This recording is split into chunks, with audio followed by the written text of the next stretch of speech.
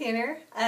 My name is Dana Love, and I was so excited when I got your email yesterday saying I had made it into this next round.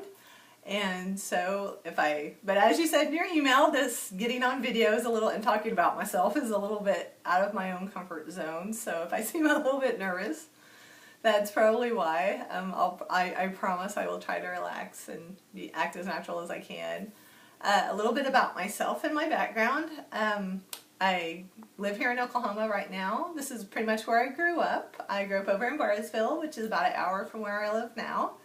I moved around a lot when I was a little kid because both my parents were teachers. My mom was a home ec teacher and my dad was a PE teacher, and he also was a coach. And they just like seeing new things and new places, and so we moved around a lot. I have an older sister. She's 2 years older than me. I've been married for 12 years to my husband Darren, and we've been together about 14. He is also a teacher. He is an elementary music teacher. And we don't have any kids. We don't plan to have any kids, but we do have two incredibly spoiled cats named Ralph and Lucy. And so if you hear any weird things during the video, it might be them running around kind of acting crazy. They do that sometimes. As you can probably guess, because they're cats, you can't really control what they do. As far as my educational background, I went to college at a small liberal arts school in Iowa called Coe College, and the reason I went there is honestly because they had a really, really good art department, but they also offered me really good financial aid, which was a really big deal at the time because my mom, by that point, was a single parent, and my older sister was already in college, so but it worked out great. I loved the school. It was like I said, it was a really small school. I always joke that my graduating college class was actually smaller than my high school graduating class. So, but it was good for me. It got me away from everything I was used to. It made me kind of, figure out things on my own and kind of become my own person a little bit more. And actually stretch myself a little bit out of my own comfort zone because I was one of the shy kids when I was little. I still kind of am.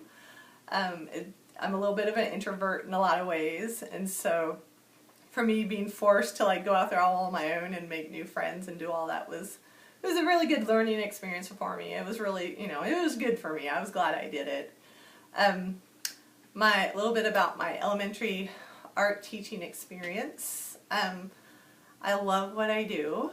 I love teaching the elementary kids. I am certified K through 12, but I've learned I love the elementary kids, and the reason is because, if you're like me and you work at a school that's K through 5, and if the kids stay there, if the kids stay at the school all those years, I'm blessed. I get them from the time they're about 4 or 5 until they're 11 or 12, and as we all know, there is a lot of stuff that happens with kids during those years.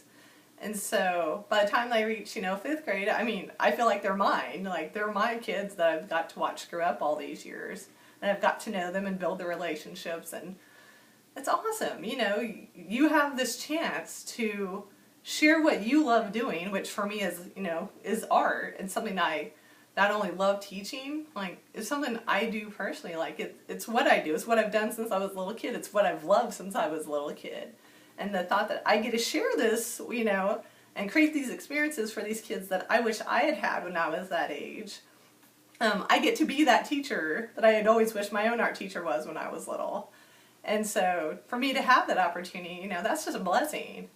And I consider myself so lucky because I get to go, I joke, I get to go play every day. I get to go have these classrooms full of these art materials that I'm allowed to play with every day, and I get to share it with my cool little friends who, that are, they are my friends. They're 3 feet high, but they're my friends, and I get to share all this stuff with them, and I get to be, and whenever they get excited about something, when they get excited for the first time that they mix the paint in a certain way, and they're like, "Ooh, look what color it makes." I'm like, "Yeah, I know, cool, look, watch, this'll do it too."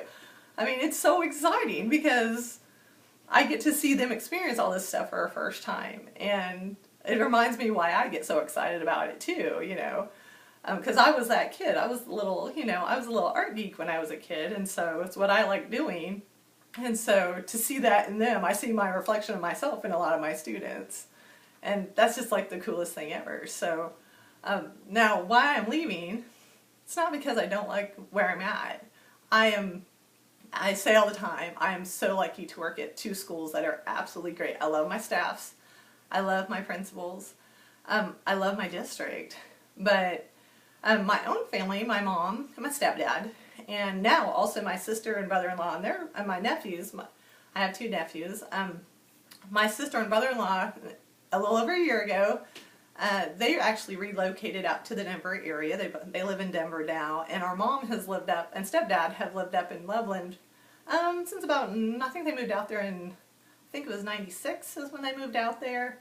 So we've been kind of planning in the last, about the last 5 years or so, we've been trying to plan to maybe move out there so I can have a chance to be closer to my own family for the first time, really since I've been an adult. So, and we absolutely love Colorado, and it just so happens that it's worked out that my husband has recently been offered a position with a school in Denver, and so we're both now, looking for a chance to both have a job out there full time. And I cannot think of somewhere I'd rather work than the Parker school system. And so that's why I'm leaving. It's not because I don't like where I'm at. I love where I'm at. But I'm just looking for a new experience, somewhere to be closer to my own family and just, experience something new. Now it says, why should I be, the person for this job? Well, I know it's going to sound kind of cliche and maybe a little cheesy, but if I could have, designed a school, if I could have, when I was a little kid, if I could have imagined what kind of school I would have wanted to go to when I was little, it would have been a school like Parker. I mean, a school that actually puts the importance of arts first, who understands that not only should a child, be well versed in the academics, that it's incredibly important that students, no matter what they end up doing, have exposure to the arts, and that they make that a priority in the school is just, I can't imagine a school I would have rather gone to when I was little. And as an adult, as a teacher, if I could have designed a school, if I could have come up with the type of school that I would have wanted to work at, it would have been someplace like Parker. Because, for me personally, the importance of art isn't just as a subject. It's, for the good of society. I think as a society, it's essentially important that kids and people in general are exposed to the arts, because it just makes society better. I know that sounds like really idealistic. I get that.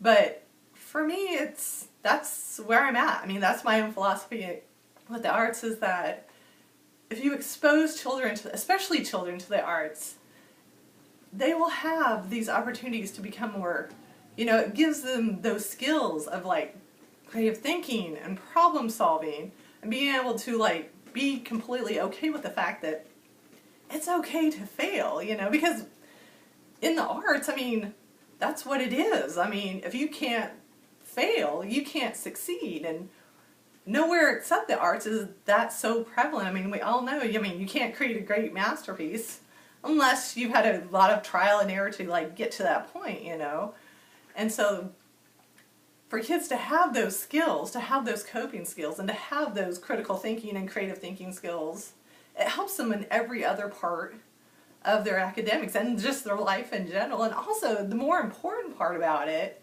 for me, is the importance of art, is that it teaches kids, it gives kids this greater understanding of acceptance, because that's what art is. We accept and we learn about and we celebrate the differences of different cultures, of different people, of different ideas. And for kids to have that deeper understanding, it makes society a better place. You're producing citizens that are going to be, as a whole, you're going to create a better society. And I can't think of a more worthy, mission for a school than that. And so that's why I believe I'm the person for this job, because it so completely matches the philosophy of how I see the world and the importance of art for myself. And so to be able to be a part of that is just, it sounds, like I said, I know it probably sounds cheesy, but I would love to work at a school like this, and that's my passion for it, is why I think I am the person for this job. Kids I want to be that person for the kids. You know, I want to be that teacher that allows them the safe and nurturing, you know, environment to be able to learn how to express themselves in a positive way, and to give them skills, you know, all these different skills that will, you know, like I said, make them a better human, not just make them a better student, but make them a better human. You know, that's kind of my goal. Now, to kind of round out, you said you wanted to know, you know, maybe something else that we're passionate about as well besides just teaching art. Well, you said that, you know, a suggestion was, you know, talk about your favorite hobby. Well, for me, you know, art is my hobby. I mean, it's what I do. It's what I've done since I was little. I've always kind of done it for myself. I could have done it, you know, people always ask me, well, why don't you do it professionally? Well, I mean, I could, but it's always been something, you know, personal for me. And it's always been that thing that's always been there for me. You know, even when I've gone through rough stuff in my life, it's always been that one constant that I could rely on, you know, to kind of help me through the rough times and be there, you know, to kind of celebrate the good stuff. Right now, I would say my main hobbies with my art is I love to draw, I love to paint. I do a lot of abstract paintings. This is probably one of my most current ones. It turned out to be an abstract kind of landscape of the mountains. I did that at the end of the summer. It's a mixed media of acrylics and temperas, as well as chalk pastels and colored pencils. And that's kind of what I'm into right now. I'm also really into doing acoustics. I took a workshop on that a little over a year ago, and I absolutely love it. And Jasper Johns is like one of my favorite artists, and so to learn a little bit more about his own technique was pretty cool. I also like just kind of experimenting and like teaching myself having, you know, a chance to teach myself, you know, new stuff. I got into a few years ago. I was bored one summer and decided I wanted to try and figure out how to make a sock monkey. So that's kind of one of my hobbies lately. This is one of my sock monkeys. I have several of these. I make them for friends. I make them for family members. I've sold some. You know, people commission me to do them sometimes, but they started out kind of rough. This is Jelly. I think she's my latest one I've done. And this is kind of what they've evolved into. This was my first one. The very first one I did, his name is Potato. Because, well, as you see, he kind of looks like a potato. So, that's my evolution. So, that's one of my hobbies on the side, is I do my sock monkeys. I also read. That is one thing that's not art-related that I am completely passionate about. I am a voracious reader. Once again, I have been since I was little. Over spring break, I admit, I think I read like 6 books over our spring break a few weeks ago. Over Christmas break, I think I did 9. So all my friends who know me know that if I'm not drawing or painting, I probably have a book, like, you know, my face stuck in a book. So those are just some of the other things that I am passionate about. So I think that kind of wraps it up. I hope it's given you this has given you a little bit of insight into my personality. Like I said, I would be absolutely thrilled if I have a chance to come and be part of your school, and I hope you have a great afternoon, and I hope to see you soon. Thank you.